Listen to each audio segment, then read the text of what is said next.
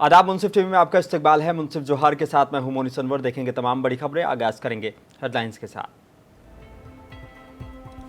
दुमका में लगा इंडिया गठबंधन के प्रत्याशी को हाईजैक करने का आरोप। कांग्रेस के प्रवक्ता इरशादुल हक बोले, बिचौलिए हो गए हैं अलर्ट।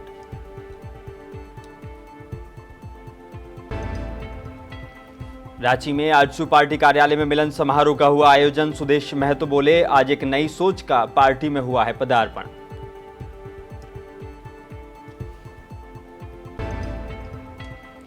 मोराबादी चिल्ड्रन पार्क में लोकसभा चुनाव से पहले आदिवासियों की बैठक। आदिवासी मूलवासी संगठनों ने नरेंद्र मोदी के झारखंड दौरे को बताया नाकाम।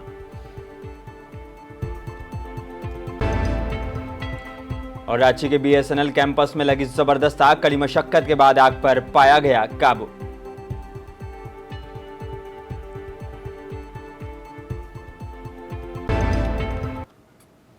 आइए बुलेटिन की शुरुआत करेंगे कुछ अहम और बड़ी खबरों के साथ। जमशेदपुर के करंडी जयपाल सिंह स्टेडियम में बूथ स्तरीय कार्यकर्ता सम्मेलन का आयोजन किया गया, जहां मुख्यमंत्री चंपई सोरेन और मंत्री बन्ना गुप्ता मौजूद रहे। वहीं मुख्यमंत्री ने कार्यकर्ताओं को चुनावी जीत का मूल मंत्र दिए। वहीं इसके अलावा कार्यक्रम में पोटका विधायक संजीव सरदार, जुगलसाई के विधायक मंगल कालिंदी, घाटशिला विधायक रामदास सोरेन, प्रमोद लाल समेत कई पार्टी के नेता मौजूद रहे। मुख्यमंत्री चंपई सोरेन ने कहा कि हर बूथ को मजबूत करना है। वहीं भाजपा पर हमला बोलते हुए कहा कि कोल्हान में भाजपा का खाता भी नहीं खुलेगा।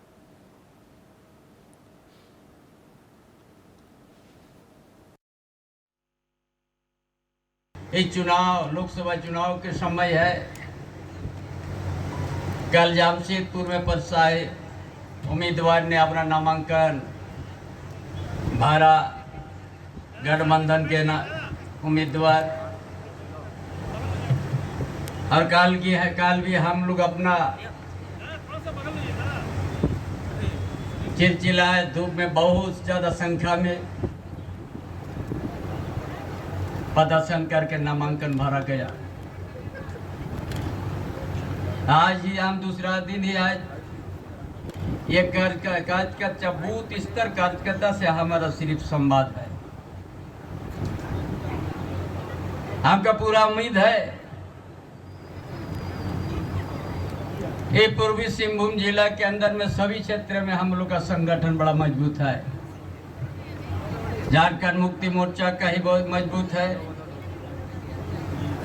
आप पूरा इस लोकसभा में हमारा चार विधायक है, एक कांग्रेस का विधायक है, एक निर्दलीय है, लेकिन भाजपा का खाता यहाँ पर नहीं है।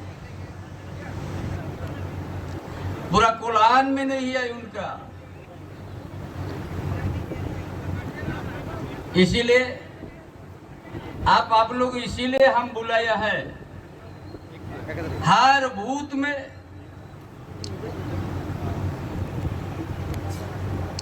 महिला भी रहेगा बूथ कमेटी में, आज युवा साथी भी रहेगा। और 25 से जितना आगे आप लोग बढ़ा सकते हैं। हर बूथ में 6 बजे होते होते आप लोग उतना आदमी बूथ में उसे 25 तारीख को आप लोग पहुंचेगा। उसमें किसी प्रकार की बहाना नहीं होना चाहिए। 25 तारीख को वोट है और सुबह 6 बजे ही आप लोग बूथ में जितना बूथ समिति।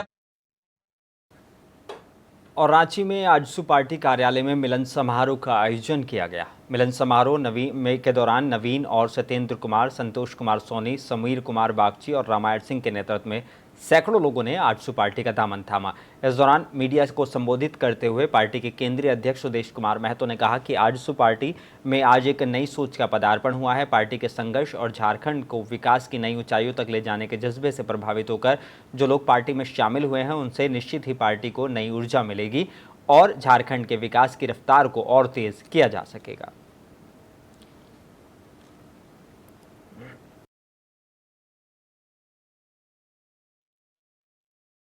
उसका कुछ इम्पैक्ट हुआ होगा तो आएंगे, उस समय भी होगा। चुनावी दौरा है इस बार। हाँ, जो हर चीज का इम्पैक्ट लीडर के ऊपर होता है। लीडर कैसा, उसका इम्पैक्ट वैसा है। कैसा लीडर राहुल गांधी, ये आप जानते हैं और आप वो कांग्रेस जन जानेंगे, मैं नहीं जानता। हमारी चुनौती यही है कि उस मार्जिन को मैं और आगे बढ़ा सकूं। यही तैयारी हमारी है। हमारा करीबन 2.5 लाख से विजयी था। इस बार हमें कोशिश है, कल मैंने भारतीय जनता पार्टी आजसू के संयुक्त टीम के साथ शाम को बैठक किया और हम सभी लोगों ने निश्चय किया है कि इस बार इसके लक्ष्य को बड़ा करेंगे और 4 लाख से ऊपर जाएंगे। हमारे लोग हैं, हमारे वहाँ पे चाहने वाले हैं। जहाँ तक हम खास तौर पे जो आजसू का ये देख रहे हैं आप भारा पट्टी, तो हमारा एक उद्देश्य है कि हम कृषि के क्षेत्र में, हमारा अनुभव कृषि में बहुत अच्छा है, तो हम कृषि और जैसा कि माननीय सुदेश महतो जी ने कहा कि गांव से ही सफलता होता है, तो गांव से कृषि के क्षेत्र में हम क्या बेहतर कर। और झारखंड की लोकसभा की 14 सीटों को अपने पाले में करने के लिए एनडीए गठबंधन की सहयोगी पार्टियों ने भी अपनी कमर कसकर मैदान में कूद पड़े हैं और दोनों गठबंधन के कार्यकर्ताओं के साथ झारखंड के 14 सीट जीतने की रणनीति बनाकर अमली जामा पहनाने की कोशिश शुरू कर दी गई है। मोदी सरकार की तीसरी बार वापसी के लिए अब की बार 400 पार का एनडीए गठबंधन ने नारा दिया है। इस 400 की संख्या में एकमात्र झारखंड की गिरिडीह लोकसभा क्षेत्र से चुनावी मैदान में किस्मत आजमा रही आजसू पार्टी भी अपनी हिस्सेदारी निभाएगी। ये दावा किया है आजसू पार्टी के सुप्रीमो सुदेश महतो ने। उन्होंने कहा है कि गिरिडीह संसदीय क्षेत्र से अपनी पार्टी के उम्मीदवार चंद्र प्रकाश चौधरी की जीत सुनिश्चित करने के लिए आजसू और भाजपा की एक संयुक्त बैठक जैनामोड़ में हुई है और गिरिडीह संसदीय क्षेत्र से इस बैठक में उस रणनीति को हरी झंडी दे दी गई है जो आजसू प्रत्याशी चंद्र प्रकाश चौधरी को लोकसभा पहुंचा दे। इस बैठक में बीजेपी के चतरा के निवर्तमान सांसद सुनील सिंह ने भी हिस्सा लिया। 400 पार देश के लिए, 400 पार देश के लिए ये आंकड़ा क्या है? ये आंकड़ा ये है कि पिछले बार जो जनादेश प्राप्त हुआ, ये 10 साल का जो नेतृत्व आदरणीय मोदी जी का मिला है, देश के स्वाभिमान मान को बढ़ाने का, देश को गति देने का जो उनका निश्चय था उसको पूरा करके सौंपने का काम देश की जनता को किया। कोविड जैसे परिस्थिति से उबार कर देश की जनता को आगे ले जाना, प्रथम पंक्ति में खड़ा होने का संकल्प देना, देश के 140 करोड़ लोगों में से 50 करोड़ आसपास के लोगों को कोई भूखा ना सोए इसकी गारंटी देना, ये मुख्यमंत्री के लक्ष्य को और उसके आशीर्वाद को बड़ा करने का निश्चय किया है। वो है 400 का आंकड़ा। और 400 आंकड़ा देश पार करेगा तो हमारी जिम्मेदारी झारखंड में। गढ़वा में झारखंड मुक्ति मोर्चा के केंद्रीय महासचिव मिथिलेश कुमार ठाकुर ने एक प्रेस वार्ता आयोजित कर कहा कि 2 दिनों के झारखंड प्रवास के दौरान प्रधानमंत्री ने झूठ बोलने का नया कीर्तिमान स्थापित किया है। प्रधानमंत्री घूम घूम कर कहते हैं कि आरक्षण खत्म कर दिया जाएगा, अनुसूचित जाति, जनजाति और पिछड़े वर्ग को आरक्षण खत्म कर अल्पसंख्यक में बांट दिया जाएगा। आम लोगों का धन दौलत केंद्र सरकार ले लेगी। ऐसी बेबुनियाद और निराधार बातें कर प्रधानमंत्री जनता को गुमराह नहीं कर सकते।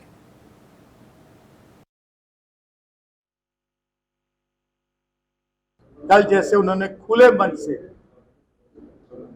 हिंदू मुसलमान की बात करी, उन्होंने साफ साफ मन से कहा कि कांग्रेस सत्ता में आएगी तो हिंदुओं की संपत्ति छीनकर मुसलमानों के बीच बांट दी जाएगी। मैं अपील करता हूं आपके माध्यम से केंद्रीय चुनाव आयोग को इस पर संज्ञान ले और आदरणीय मोदी जी जैसे जिम्मेदार व्यक्ति के द्वारा इस तरह हिंदू मुसलमान की बात करना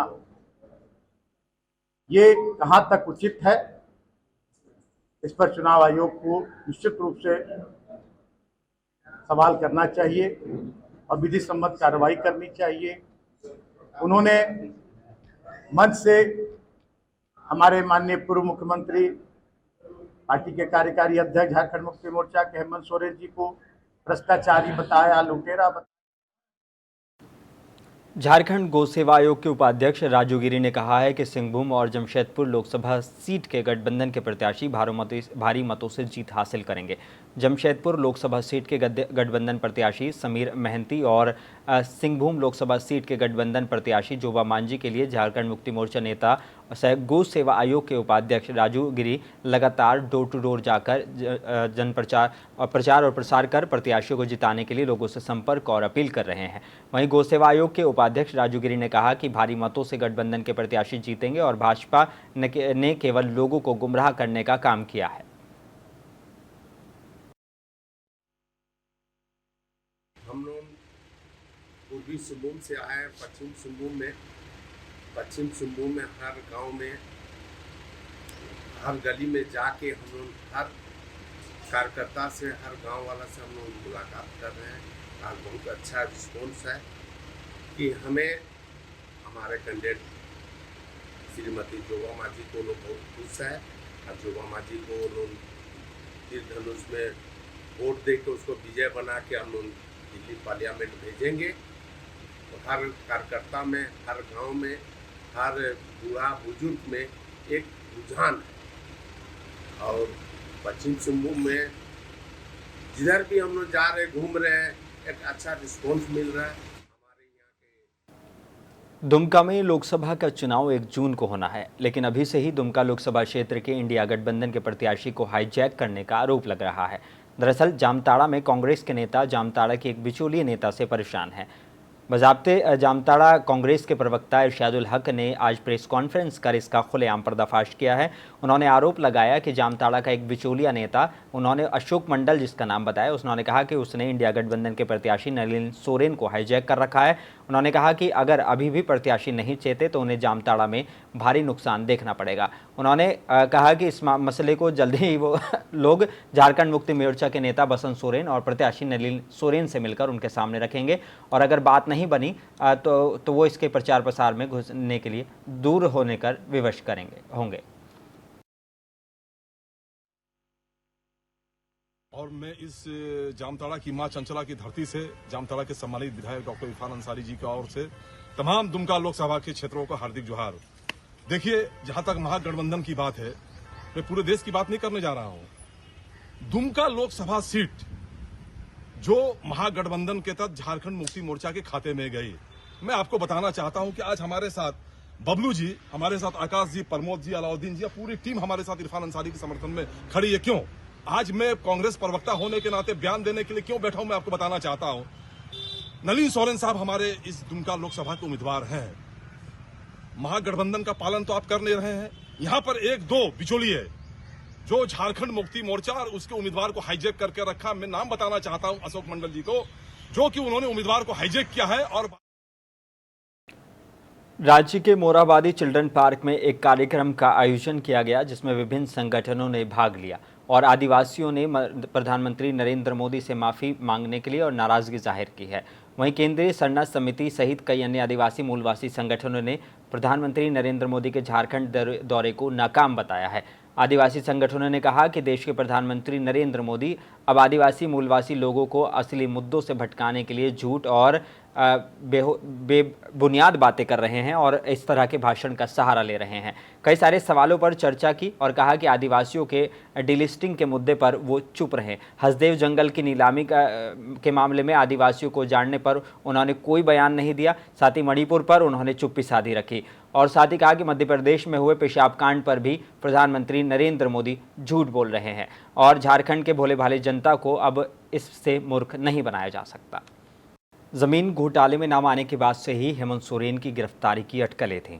इसके बीच उनकी पत्नी कल्पना के सीएम बनने और रणनीति में आने की चर्चा भी तेज हुई। 31 जनवरी 2024 को ईडी ने झारखंड के पूर्व सीएम हेमंत सोरेन को गिरफ्तार किया। हेमंत की गिरफ्तारी के बाद कल्पना ने पहले उनका ट्विटर हैंडल संभाला, फिर सक्रिय राजनीति में एंट्री की। अब गांडे विधानसभा उपचुनाव को लेकर मैदान में हैं और लोगों से लगातार संवाद कर रही हैं। आज अपने सोशल मीडिया एक्सपोज पर उन्होंने हेमंत जी को षड्यंत्र पूर्वक जेल में बंद करने वाली तानाशाही ताकतों के छल, प्रपंच और अहंकार को झारखंड आक्रोशित जनता जवाब देगी। उन्होंने ये ट्विटर पर पोस्ट किया है। 17-18 सालों के बाद ऐसा हुआ है कि मुझे अपना परिवार छोड़ करके आप लोगों के पास आना पड़ रहा है और कहीं ना कहीं खुशी भी है और थोड़ा सा ये तकलीफ भी रहता है कि घर में बच्चे भी हैं, पीछे में माँ पिताजी भी हैं, उनको छोड़ करके आना है। लेकिन आप लोगों का ये उत्साह देख करके मुझे ये बहुत ज्यादा हर्ष हो रहा है कि जितने भी हमारी महिलाएं बहनें हैं और आप लोग जिस तरीके से मेरा स्वागत कर रहे हैं। ये चुनाव तो बस एक दौर है, ये भी पार हो जाएगा, लेकिन एक जो परिवार का जुड़ाव है, जो आप लोग जुड़ करके मेरा मान बढ़ा रहे हैं, जिसके लिए मैं बहुत बहुत आभार प्रकट करती हूं।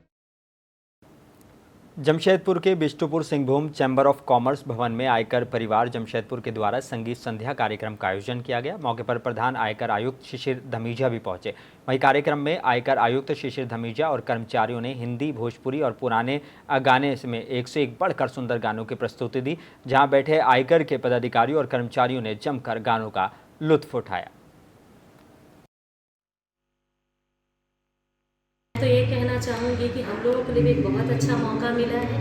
घर में तो हम लोग गुनगुनाते ही रहते हैं, यहाँ हम लोग को एक स्टेज मिला है और सबसे अच्छा ये लग रहा है कि ये अपना एक परिवार है, आयकर परिवार है, जहाँ हम लोग को बिल्कुल भी हेजिटेशन नहीं होता है। गलत हो कोई बात नहीं, सही हो तो बहुत अच्छा।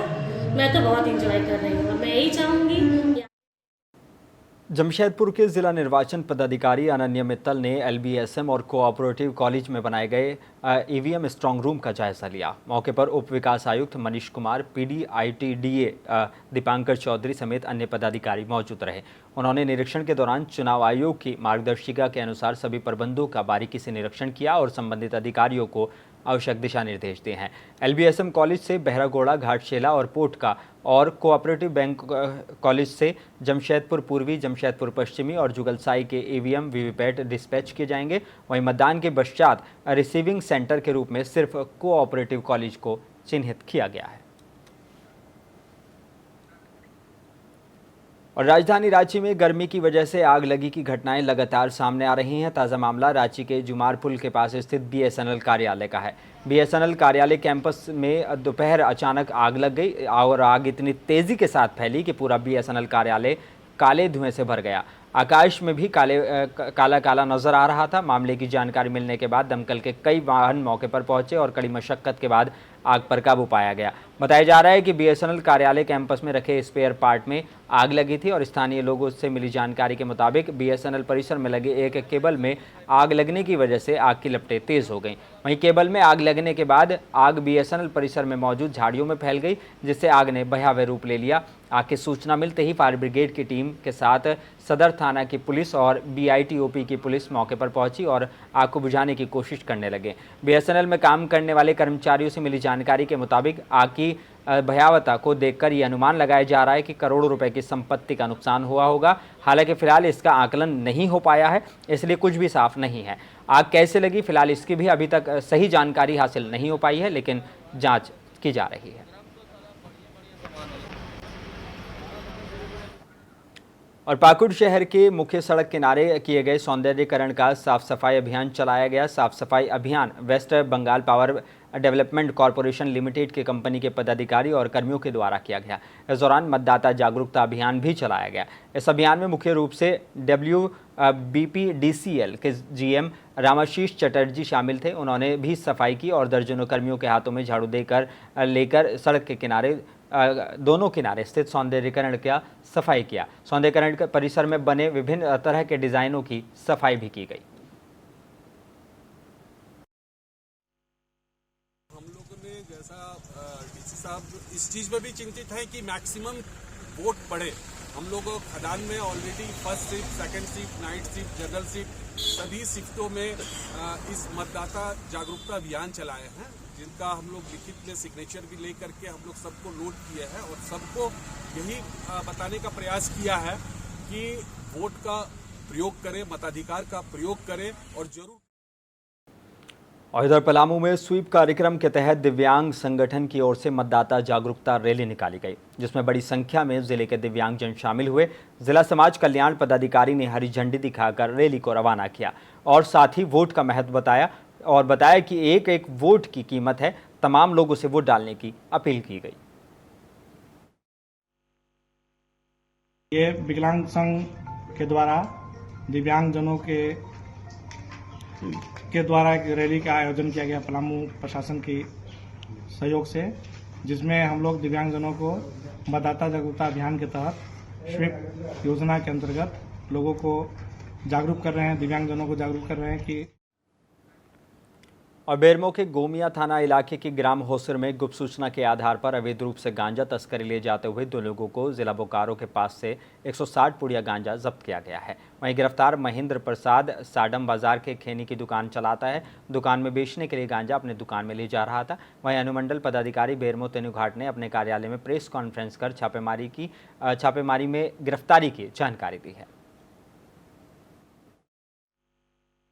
होशिर मोड़ के समीप एक व्यक्ति अवैध रूप से गांजा लेके जा रहा है। इस सूचना के आधार पर गोमिया थाना प्रभारी और सशस्त्र बल के सहयोग से इस व्यक्ति को गिरफ्तार किया गया, पकड़ा गया और तलाशी लेने के बाद इसके झोले से जो है 160 टोटल कुल 160 पुड़िया गांजा बरामद किया गया। बेरमो के पेटरवार थाना इलाके के ओरदाना पंचायत का एक गांव महली जारा में करीब 8 साल की आदिवासी बच्ची से दुष्कर्म के बाद गला घोंटकर हत्या करने का मामला सामने आया है और शव को घर से महज कुछ ही दूरी पर सुनसान झाड़ियों में छुपा दिया गया। परिवार वालों ने बच्ची के साथ दुष्कर्म के बाद हत्या किए जाने की आशंका जताई है। बता दें कि बच्ची दादा के मायके शादी समारोह में शामिल होने आई थी, वहीं से बच्ची गायब हो गई थी, जिसके बाद काफ़ी खोजबीन की गई लेकिन उसका कोई पता नहीं चल सका। सुबह खून से लथपथ शव घर के बगल सुनसान झाड़ियों में मिला है। पुलिस मौके पर पहुंचकर शव को अपने कब्जे में ले लिया है और तेनुघाट अनुमंडल अस्पताल में पोस्टमार्टम के लिए भेज दिया है और पुलिस ने घटना की हर बिंदुओं पर जाँच कर रही है।